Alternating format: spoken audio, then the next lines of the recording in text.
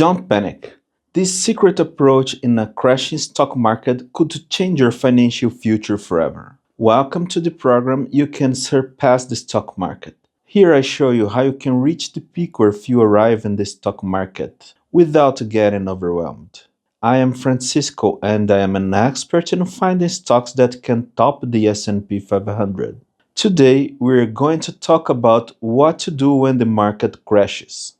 If you're feeling a bit uneasy whenever you see news of the market dropping, don't worry. By the end of this video, you'll have some clear and fresh ideas on how to handle those scary dips in the stock market. A market crash is when the stock prices take a sharp, sudden dive across the board. People see major drops in their portfolios and financial headlines become soaked with words like panic or free fall. A crash often happens when investors react to big news, maybe a global event or shocking economic data, that shakes everyone's confidence. When that occurs, traders and investors start selling their shares in a frenzy, which pushes prices down even further. It's like a chain reaction. One person sells, then another, and before you know it, the market is red everywhere. On the other hand, a market dip or a market correction is not always a crash. A correction is usually a 10% decline, sometimes more over days, weeks, or even months, and can be a normal part of a healthy market cycle. It's like a market is taking a breather. You might see some red in your portfolio, but it doesn't necessarily mean the whole economy is falling apart. A true crash tends to be much more dramatic and can happen in a matter of days. Understanding the difference helps you stay calm and realize that not every drop is a permanent threat to your long term investment goals. When the market crashes, fear runs high. Yet, these moments can be golden opportunities for people who are prepared. Why? Because during a crash, plenty of solid companies have their shares dragged down by overall panic, even if their business fundamentals remain strong. So, if you have a plan, what I like to call financial crisis strategies, you can pick up discounted shares while everyone else is selling in fear. This mindset shift is like being cool under pressure. If you can stay patient and follow a tested approach, you may come out on the other side stronger than ever. Strategies for financial crises are steps or guidelines that help you navigate a market downturn with clear thinking. Instead of panicking, you'll know which signals to watch and which companies to keep your eye on. These strategies can include re examining the balance sheets of potential stocks, knowing when to hold or buy, and setting aside cash reserves for strategic purchases. It's about creating a roadmap in calm times so you can follow it when everyone else is alarmed. By having a clear set of principles, you turn moments of chaos into moments of opportunity. When the market crashes, the biggest pains are fear, uncertainty, and regret. You see your portfolio shrinking, and you might start questioning all your past decisions. Without a plan, that fear can make you sell at the worst time or miss out on bargains. Strategies for financial crisis solve these pains by providing clarity. They tell you what to do and when, easing your mind and saving you from costly knee jerk reactions. No more staying awake at night, second guessing your moves. Just a confident understanding that your approach is built to weather rough storms in the market. Having solid strategy means you can face a market meltdown with poise instead of panic. You'll know how to identify strong companies that are unfairly punished by market fear and scoop them up at lower prices. You'll avoid emotional selling and keep your money working for the long term. This calm, steady method lets you build wealth over time, even when everyone else is running for the exits. It also frees up your energy, so you spend less time stressing and more time planning your next move. Essentially, it transforms chaos into the chance for real advancement. Imagine you are in the grocery store shopping for weekly essentials. Suddenly, the store announces a special sale on premium items, things you usually deem too expensive. Because you have a strategy for approaching deals, you confidently stock up. The same mindset applies to a market crisis. If you're prepared with a financial crisis strategy, you react calmly, taking advantage of sales on high quality shares. At home, after unloading your groceries, you realize you've spent the same amount of money but got better items. This parallels how you might spend the same amount on investments but capture better value. A strategy empowers you to spot good opportunities even in chaos. Over time, this approach spills into other parts of your life. Maybe you start buying plane tickets at off peak times to save money, or you time your holiday shopping to snag deals. Each time you do, you reinforce the belief that panic driven decisions are rarely the best choices. Instead of jumping on any hype, you look at the facts, prices, timing, actual need, and align your decisions with your bigger goals. Having a steady plan for the stock market fosters discipline and creativity in daily tasks. When the market crashes, you apply the same logic.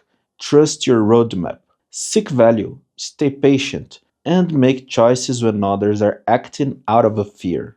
Like grabbing premium groceries at a discount, you're simply harnessing the power of strategic timing and clear thinking in the world that often thrives on crash moves.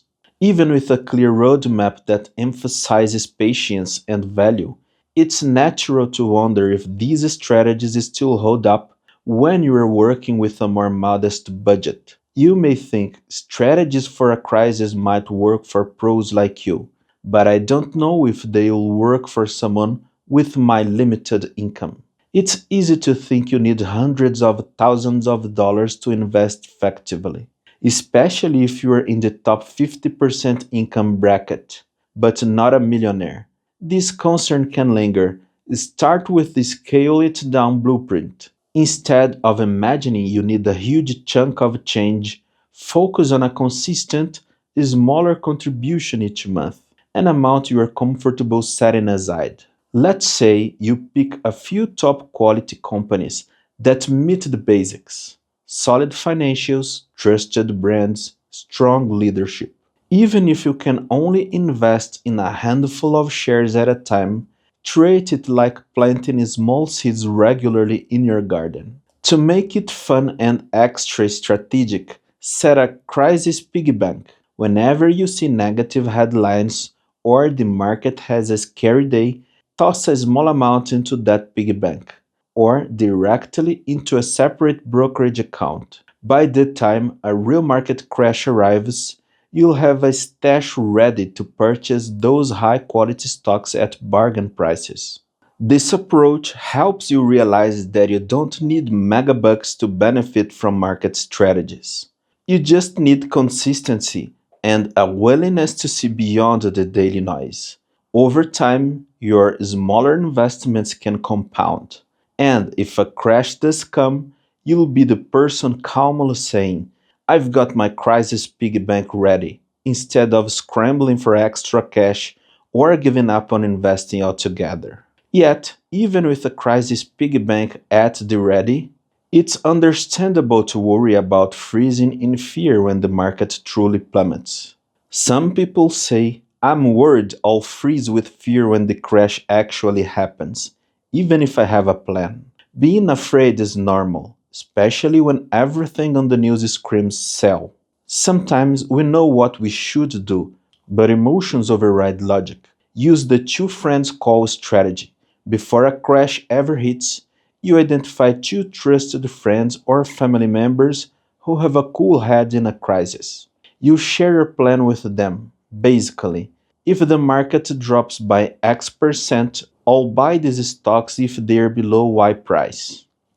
Write it down, literally. When fear tries to paralyze you, you contact these two friends and walk them through your plan out loud. Hearing your own logic, spoken clearly and calmly, helps you break the emotional grip. They're not there to give you investment advice, but rather to be a sounding board. They'll remind you of the reasons you set that plan in the first place. Why does this work? Because speaking your plan aloud forces you to see it as a structured process rather than an overwhelming event. It's like practicing a fire drill. Everyone is less panicky when they've rehearsed the routine. You also add accountability. It's harder to back out of your plan if you already stated it to supportive people. By having this small circle who can gently nudge you to act on your well thought out steps, you'll be less likely to freeze up. Eventually, you'll build the habit of trusting your preparation over momentary feelings of dread. However, even with a supportive circle, you might still find yourself overwhelmed by the conflicting advice from countless TV and social media experts.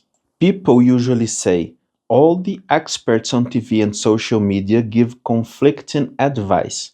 I can't tell who's right or wrong. This is a major frustration. One analyst says, buy now, while another says, sell everything. The conflicting opinions create confusion rather than clarity.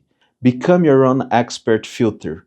Imagine you have an invisible scoreboard for each expert you listen to. Every time they make a prediction, note it down. It can be a quick jot on your phone. If they say this stock will soar, record the date and check back after 3 or 6 months. Over time, you'll see who actually walks the talk. But here's the kicker, you also create a personal consistency chart. If an expert reasoning aligns with your fundamental beliefs, like focusing on well run companies' stable earnings or strong leadership, give them a consistency point. If they suddenly flip their narrative based on daily headlines, mark that as inconsistent. Over a few months, you'll need out the sensationalists who chase attention rather than facts. You'll find the voices that truly resonate with your style of investing. This scoreboard approach transforms confusion into data. It's no longer about who sounds the most convincing in a 5-minute segment, but rather about who consistently shows accurate insights over time. Ultimately, you become the conductor of your own information orchestra. You pick and choose the best instruments for your symphony of investment decisions, turning out the noise that doesn't match your strategy. However, even as you skillfully orchestrate your investment decisions, it's natural to question whether buying during a crash is too risky, fearing that the market might continue to decline after your purchase. You may ask yourself, isn't it risky to buy during a crash? What if the market keeps going down after I buy? This fear is deeply rooted in the thought, what if it's not the bottom yet? Embrace a technique called layered entry. Instead of trying to time the absolute bottom, you set multiple buy points. For example, if a stock you love is at $100 and you think it's a bargain when the market crashes, you don't just dump all your funds in at once. You might buy a chunk at $100, then plan to buy more at 90, $80, and so on if it keeps dipping. Here's where it gets even more creative. You track your purchases in a confidence journal. Each time you buy another layer, write down in simple language why you still believe in that company's future. By the time you've averaged in several times, your confidence journal will remind you of the business true value. That can soothe your nerves if the stock continues to fluctuate. Eventually, when the market recovers, and historically it always has, your layered approach might reward you with a strong average cost. Plus, you dodged the stress of trying to predict the perfect bottom. You turned the question, what if it goes lower, into a methodical plan. This approach can feel much safer and calmer, which means you're more likely to stick to it. Over time, you'll see that investing in high quality companies at multiple price points can be more effective than hoping to guess the one magical bottom. However, even with a strategic approach, you might still doubt your ability to surpass the S&P 500 and wonder if a more passive strategy is better. You may think, I don't know if I can truly beat the S&P 500, so why even try strategies? Maybe I should just buy an index fund and forget it. It's tempting to just ride the average returns. After all, the S&P 500 has a decent historical track record. Introduce the core satellite approach with a creative twist. Yes, you can hold an index fund as your core. That's your baseline, like a safety net that tracks the market. But you also set up a satellite portion of your portfolio dedicated to a few high conviction individual stocks you believe can beat the market. Here's the twist. After every quarter, if your chosen stocks outperform the S&P 500, you reward yourself with a small celebratory treat, maybe a nice dinner or a fun weekend activity. If they underperform, you spend time researching what went wrong, updating your strategy for the next quarter. It's a gamified system that keeps you engaged without risking your entire portfolio. Over time, this approach can boost your returns if you pick winning stocks, but it won't sink you if a few picks fail. You're learning how to navigate the market and refine your strategy for crisis. You're also building confidence in your own decision making, which is crucial when everyone else is panicking. By balancing a stable core with a focused, strategic satellite, you get the best of both worlds: steady market exposure plus the potential to beat it through well timed crisis strategies. Here are some common mistakes people make when investing during a market crash: buying any beaten down stock just because it's cheap, without understanding the company's fundamentals.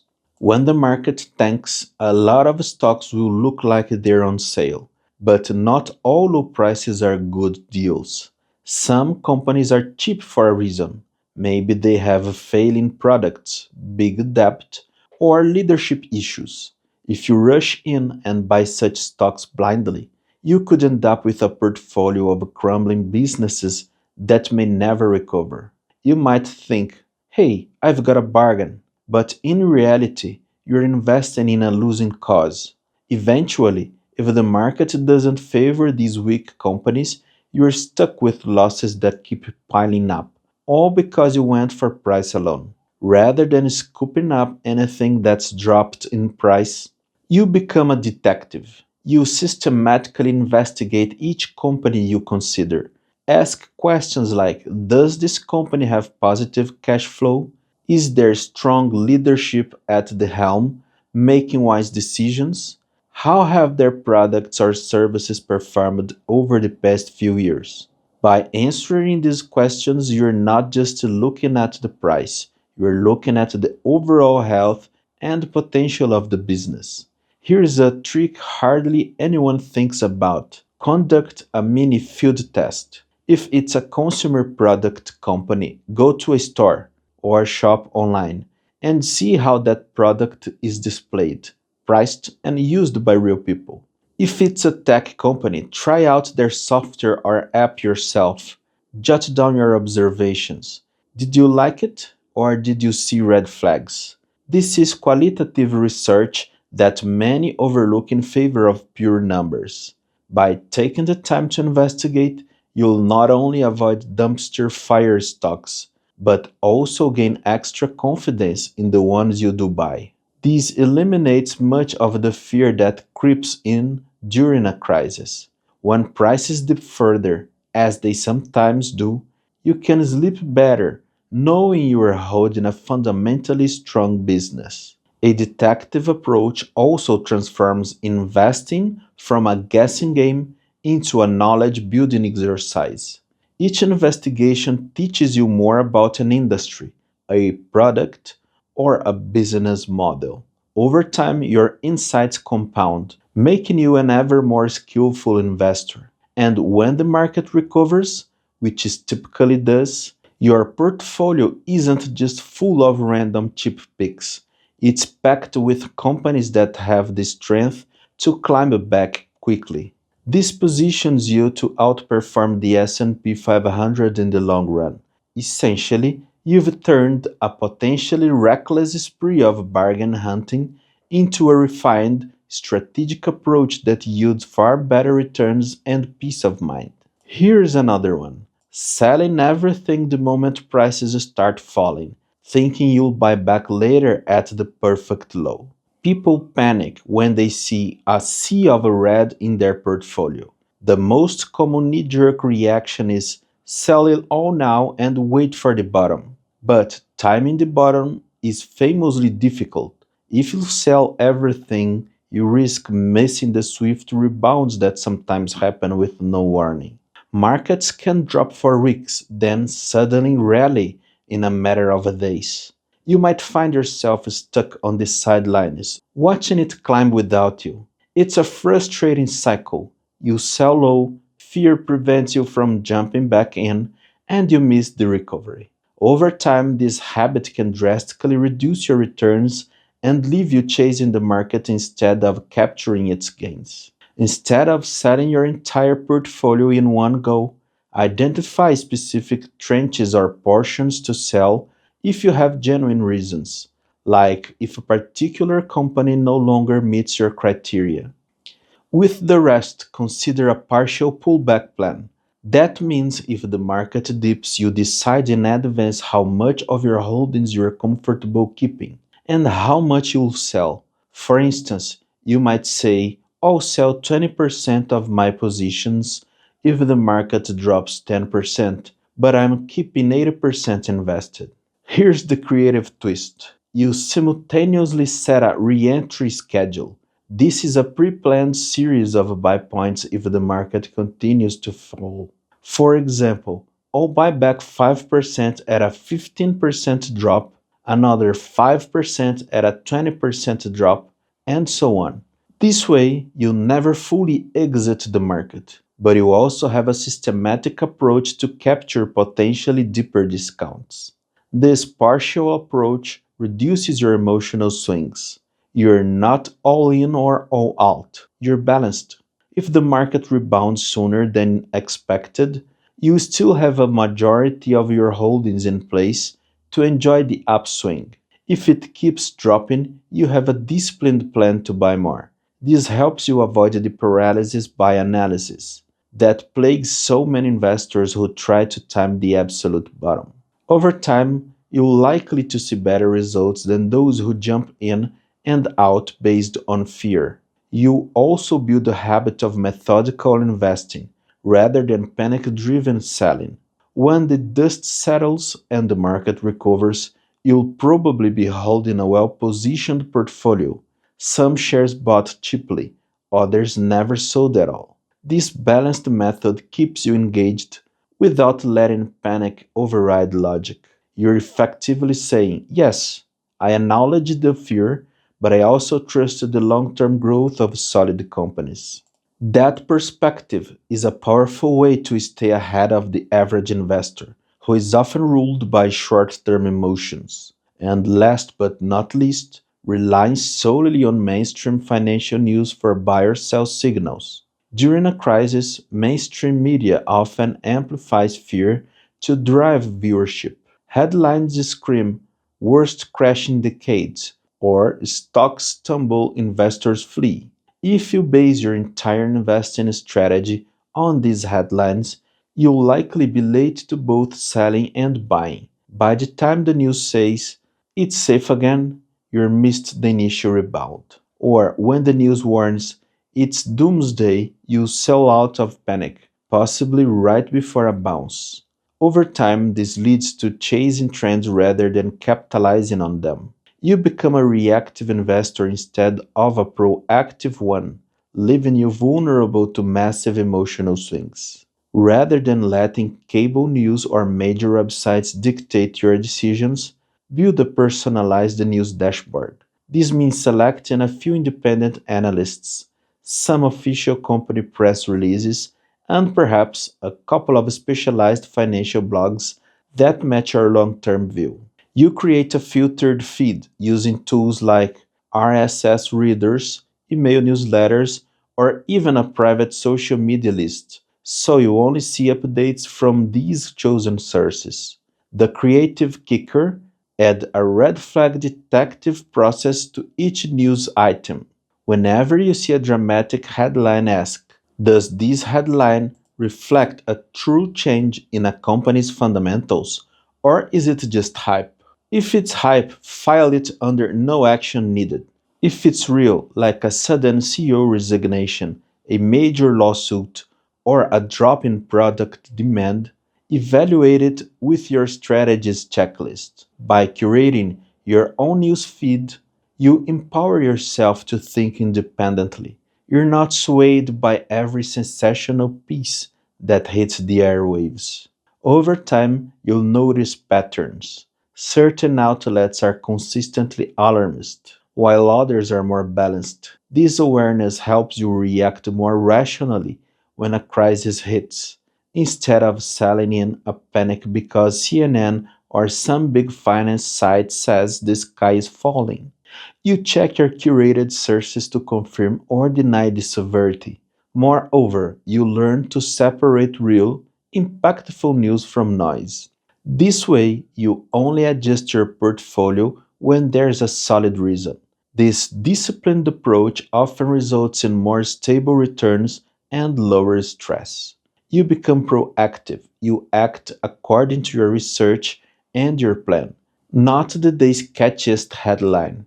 In the long run, this fosters a sense of control and confidence in your investing. When a market crash does occur, you're more likely to see it as a data point rather than a doomsday prophecy. And that calm mindset gives you the advantage to make strategic moves, like scooping up undervalued shares, while others are glued to fear inducing headlines. Now, let's talk about a small step you can take right away so you can handle a market crash like a pro. Let's face it, every day there are countless headlines shouting down and gloom. This constant negativity can stir up unnecessary panic, especially when the market dips. To tackle this, begin by making a short list of where you usually get your financial news. Maybe it's a cable channel, a few websites, or social media. Next, circle the ones that leave you feeling most anxious or overwhelmed after you read or watch them. For the next 7 days, limit how much time you spend on these anxiety triggering outlets. If you typically spend an hour each night scrolling through alarming stories, cut it to 15 minutes, or maybe skip them entirely for a day or two. The key is to reduce the noise that fuels fear when the market experiences a downturn. This diet isn't about ignoring reality. It's about giving yourself mental space to think more clearly. During your reduced news intake, introduce a simple fact based approach to staying informed. For instance, you could subscribe to official company press releases for the top stocks you're interested in, or pick a single reputable source known for balanced reporting, one that focuses on data rather than drama. Spend your limited news time actually reviewing real facts, revenue trends, earnings reports, or management updates. Avoid the commentary that's purely guesswork or sensational predictions. Each day, jot down how you feel about the market without the usual flood of alarmist news. Do you notice a calmer approach when looking at your portfolio? Are you less tempted to make sudden moves? Write down any insights or impulses you have, like: today I felt no urge to panic sell, or I noticed an interesting buying opportunity in a strong company. These notes become a personal feedback loop, showing you how a reduced stream of sensational news affects your clarity. During a crash, the loudest voices are often the most fearful. By going on a news diet, you limit the destructive chatter. You won't be swayed by every dramatic headline that pops up. Instead, you keep your head in the game, focusing on facts. This approach helps you sidestep herd mentality. Also, you'll quickly realize which outlets truly provide value and which ones are just noise generators. Over the long run, staying informed in a balanced, data driven way can mean the difference between rational decision making and emotional selling. Once the week is over, decide what you want your media menu to look like going forward. You might continue limiting your exposure to fear based outlets or replace them with a single daily check of a more trustworthy sources. The idea is to maintain a sustainable routine that keeps you up to date without drowning you in negativity. Over time, you'll form a stable habit that shields your mind from panic triggering headlines. This means that when a genuine market crash comes, you're mentally prepared to analyze it rather than react in haste. By implementing the news diet experiment, you'll cultivate a more grounded approach to market fluctuations. You'll filter out hype and cling to actual company data, strengthening your ability to act strategically instead of emotionally. If you found this video helpful and you want more insights on how to stay ahead in the stock market, even when it feels like the sky is falling, make sure to subscribe to my YouTube channel. Click that notification bell so you'll never miss a new video. Together, we'll keep sharpening our strategies and aiming higher than the S&P 500 one step at a time. Thanks for watching and I'll see you in the next one.